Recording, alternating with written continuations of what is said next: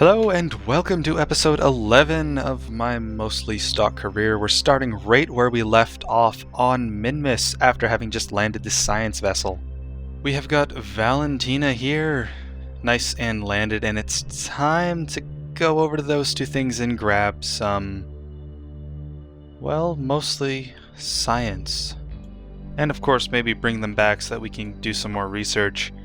Now Bob has the greater majority of science. Of course, I tipped his rocket over because I felt as though it was safer than trying to sit him on 3 broken landing legs. So we'll EVA him out, and the first thing we're going to do is collect 38 experiments. That is a lot of experiments to collect. And now he's holding them, so Bob here is a very valuable Kerbal. And of course we're going to use RCS because Minmus you basically use 0 EVA propellant when you're moving around Minmus. You can actually get Kerbals into orbit using EVA propellant. And if you use mods like Kerbal Inventory System, where you can carry around extra containers of EVA propellant, you can actually have Kerbals go from Minmus's surface into orbital rendezvous, and then come back and land on Minmus, using only EVA if you have a couple of these extra tanks. Which is pretty silly.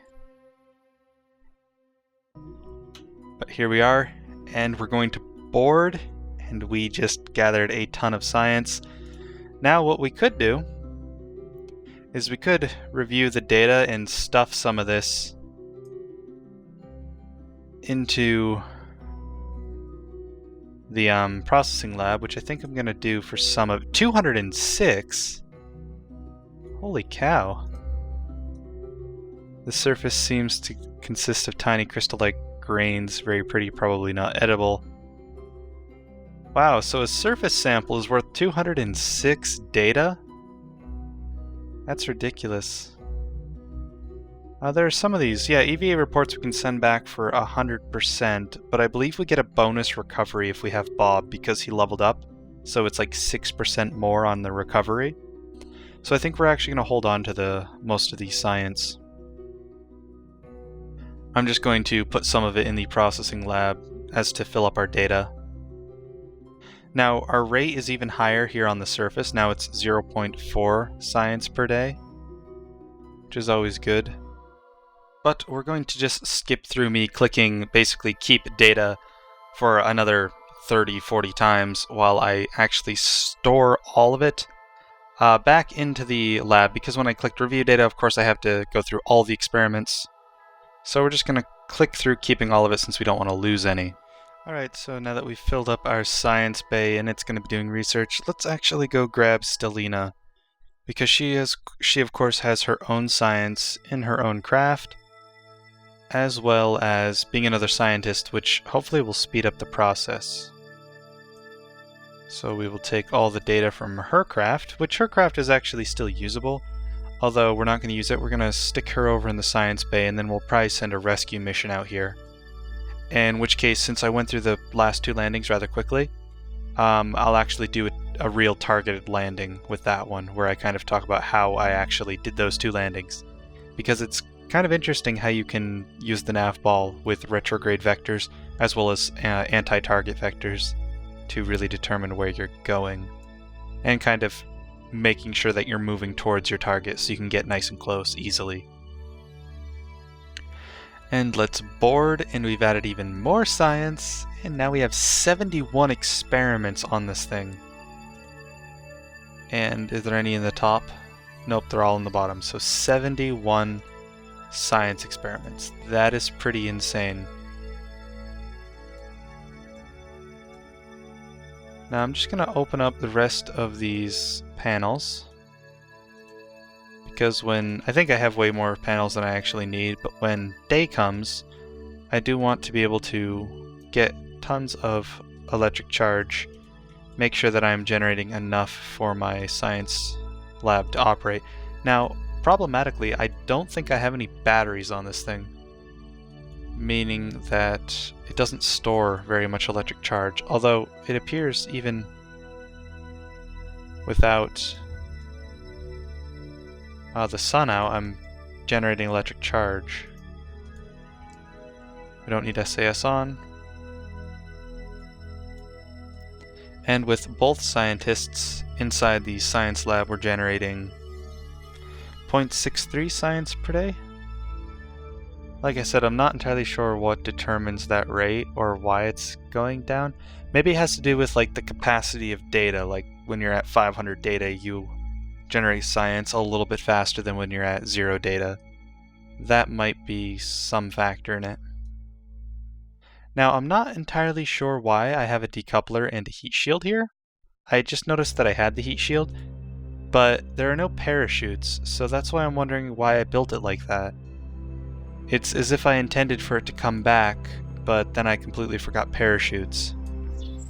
So skipping back to the Space Center, I have about 280 science, so I decided that I want another science unlock, and what I managed to go for is the 2.5 meter command pods, since they're going to be helpful for bringing more crew around versus having to get something like the hitchhiker pod along with my vessel. As well as, of course, looking for any new contracts, but there don't appear to be any that are of much interest. So we're on the launch pad, of course, with the ship that's going to be rescuing Bob. Now, I decided to take Bob because, of course, I think I'm going to get a science bonus, and so I decided to choose Bob, although I'm not fully sure how the scientists are working, because when I do actually recover it, since this is post-commentary right now, I don't actually receive a science bonus, or at least not one that I could tell. It might have been incorporated, but I didn't read through all 71 returned experiments, or I should say 72, because the craft is considered an experiment on its own. You get like 4 or 5 science for recovery of a craft that landed on Minmus. So there's that, but this is just a standard from launchpad to orbit. We're actually going to talk a bit more on construction when we go into space stations, because I'm thinking that very soon we're going to start working on space stations and bases. But for now, let's actually focus on landing here on Minmus. Now, when you're coming to land to a target, basically you want to land at the same location as a target, the first thing you're probably going to want to do is definitely line up your orbit. It makes it much easier, meaning that make it so that your orbit is going to cross over the target. It doesn't matter exactly what kind of orbit you have, just that at some point along it, it comes very close to the target. That way there's less having to actually control it when you descend. And the idea behind landing is, if you look at the two things you can see on the nav ball, you have the green retrograde vector, or yellow retrograde vector, which tells you which way your craft is going. That's the direction that you're heading. And by pointing retrograde, of course, you're basically facing your engine at it, as long as the engine's on the back of the craft. And the pink marker with the 3 lines outward from a circle is the anti-target marker.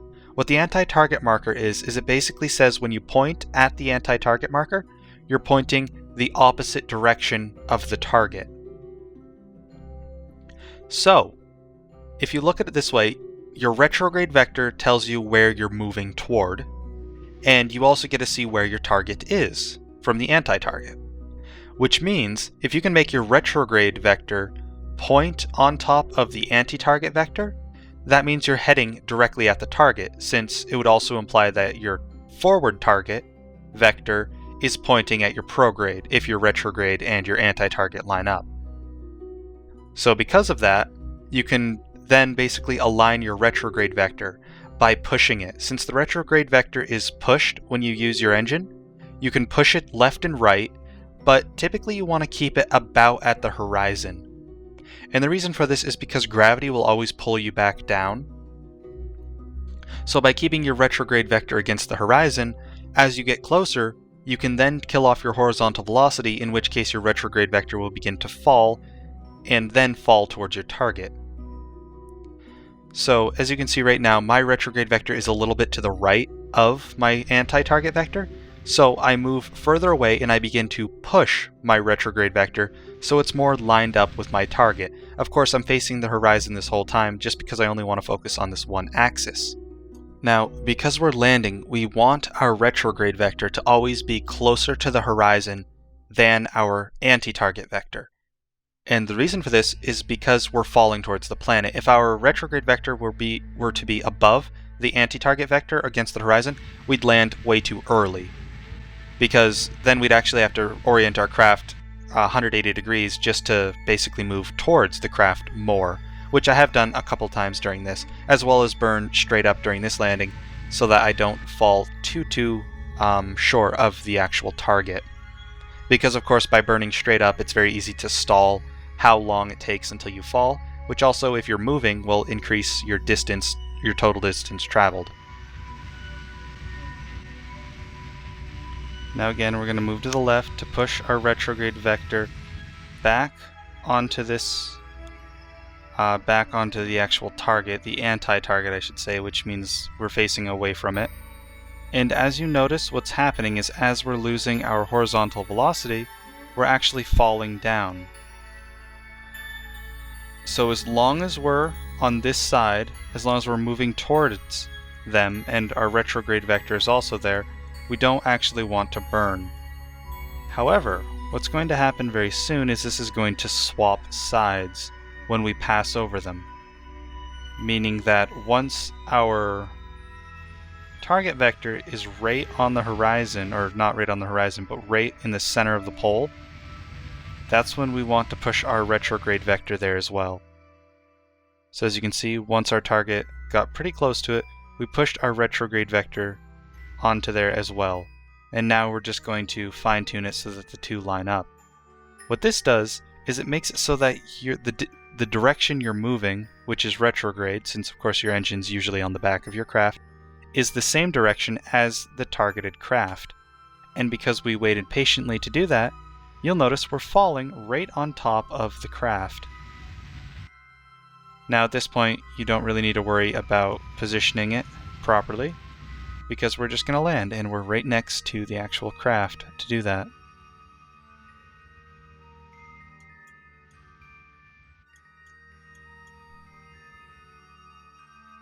There we go, successful landing. Hopefully we have enough delta V to get back home.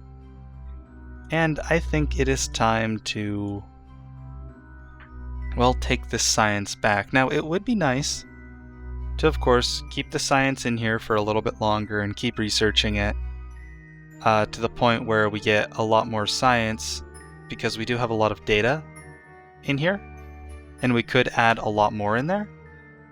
But I kind of just want the science, and I mean, I can always get this, do the science experiments again, which means I can get more data to do more science, but I'm not sure if I actually want to wait any amount of time. I suppose I could just sit here and time accelerate a couple of days, just to kind of generate some science, use up some data. But if you notice, the generation is really, really slow, and it appears to be going down. So it's been 5 days already, and it's a very slow process, especially when you don't have high-ranking Kerbals. But what I think I'm going to do is just review the data and find one of these smaller ones. So just keep all of the data until I find one that will actually fit. It appears as though the 55 data one is the only one that will, so let's just time accelerate until our data goes down to 445. Of course, now it's been like 20 days. This process does take a long time, as it turns out. I didn't think it was that long.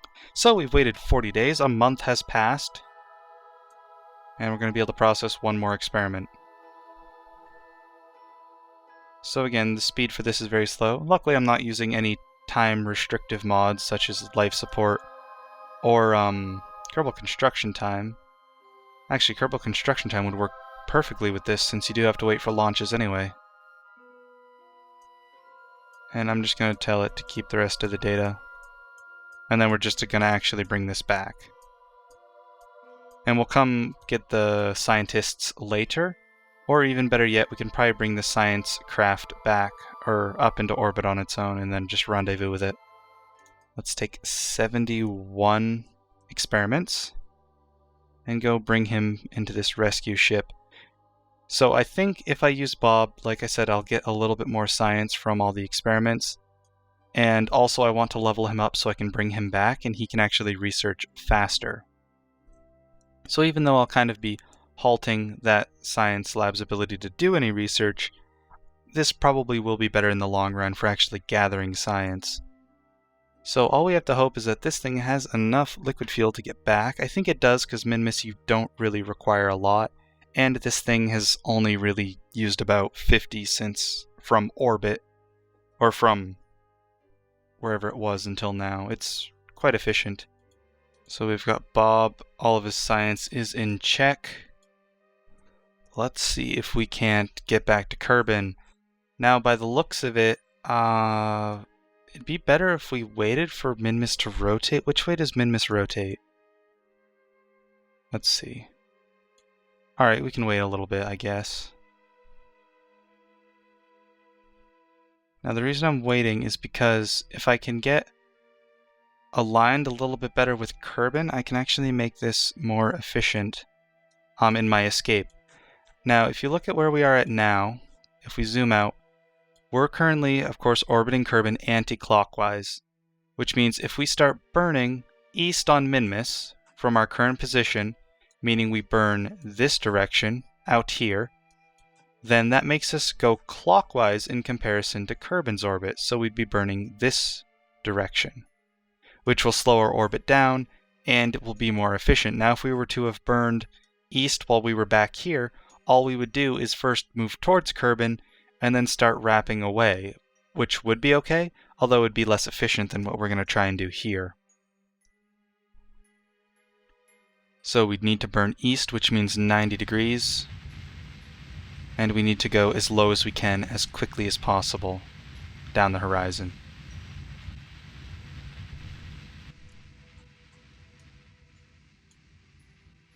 Now I'm going to go up a little bit so I don't hit any mountains.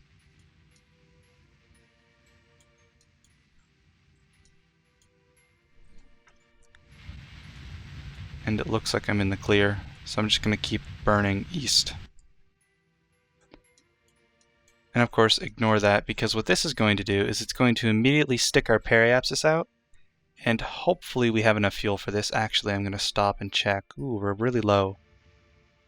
At max, maybe we... yeah, I think we have enough for this. Hopefully. We should. Now, because we're going to be going in extremely fast, we don't want too high of a periapsis. We kind of want to gently fall into the atmosphere. Well, as gently as we can, since this is a lot of science. Now, you can tell the speed by which you're going to fall into the atmosphere based on how basically the width of your orbit. My old self did a poor job explaining this, but I don't mean speed as in velocity when we get to periapsis. With a periapsis and apoapsis of this, it doesn't matter how wide out your orbit is, you'll always be moving at a set velocity when we enter the atmosphere. What I'm talking about is how long it's going to take us to get to the periapsis, meaning that I don't want to accidentally time accelerate past it. So, if you take the example of, say, an orbit that's much wider, which you'll see me draw in a second, then as long as the apoapsis and periapsis are the same, regardless of how wide it is, you're going to be moving at the same speed when you're at your periapsis and apoapsis. However, it's just going to take more time to do that because the orbit is wider. Since our orbit is very narrow, we're going to be moving towards Kerbin very quickly. So if you find yourself playing with life support mods, you can use that as a trick to speed up how quickly it takes you to get back to Kerbin from places like Minmus. Because the narrower your orbit, the quicker you move back there. Such as if I were to burn radial out or away from the planet, this orbit could actually be extended to take 10 or 15 days to get back to Kerbin, whereas it currently only takes about 5. So we are just doing another standard re-entry, which we've already seen plenty of these, so we're going to speed it along. Of course, we gain most of our velocity in the last little bit of distance, because of course the closer we get to Kerbin, the more it actually begins to affect us. So we move at about a total of 3.2 kilometers per second, which shouldn't be any issue with actually trying to bleed off, although we are going to need the heat shield since the batteries start to heat up quite excessively. And it's a good thing we brought one. So let me just Restage the parachutes, that way I can activate the top one. I think we're going to actually lose the batteries. Ah, those are deadly to look at close range. Are we going to lose the other two? Well, there's 3 batteries. And 4. I guess they were sticking out on the sides just a little too much. And the solar panels are heating up. Actually, if I remembered, I should shut those off. I don't think we'll lose the solar panels since we're slowing down significantly. It shouldn't be an issue anymore. Which leads to the success of the biggest science haul we have ever done, and we actually used very little ablator, which is kind of strange since we came in at about 3.2 kilometers per second. But the heat shield, the heating system for stock KSP seems not so challenging. So as we descend back into Kerbin's waters, Bob has collected for us, with the help of Stelina and Valentina, 71 science experiments. And we can only imagine how much that equates to in total science points, since some of the experiments were worth 150 and some were worth 125, and I don't think there was any less than 40, since the crew reports were 25, but we sent all of those back, and the EVA reports were 40, and the temperature was 40, so I think the smallest amount of the smallest science experiment we had was 40 science retrieval. And 40 times 70, all by itself, is a huge number. So here we go. Returned to Kerbin with science. Let's hit recover and just see how much we got. Kind of frightened by what number we might see here. Well,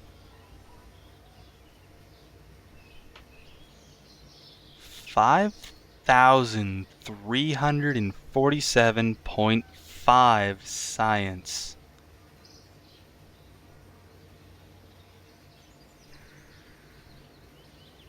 That is a lot of science for one trip to Minmus. And Bob got 4 experience. Unfortunately, he didn't level up.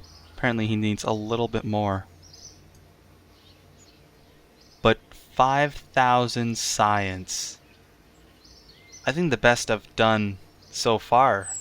In my other career mode, where I was testing out that Minmus lander design, I actually only managed to get about 3,000 science from the mission to Minmus.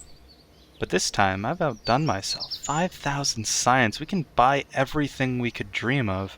I think what's limiting us now is the fact we need to buy the Research and Development Center upgrade before we can unlock everything. Well, I don't think we can unlock everything with what we have, but we can certainly unlock a lot of it. So before we end the episode, how about we go and spend all of this science? Now, I quickly figure out that I can just buy everything that's yet to be unlocked, which means I'm going to actually pick up everything. Now, we can't unlock all the science yet because we still have to upgrade the Research and Development Center, but we do get some nice things like turbojets, which will be very nice for creating planes in a little bit. But now, the last couple episodes, because I really did want to get all this science, were a bit quick-paced. Next episode, we're actually going to hop back in the VAB, because I think we're going to start working on an orbital station.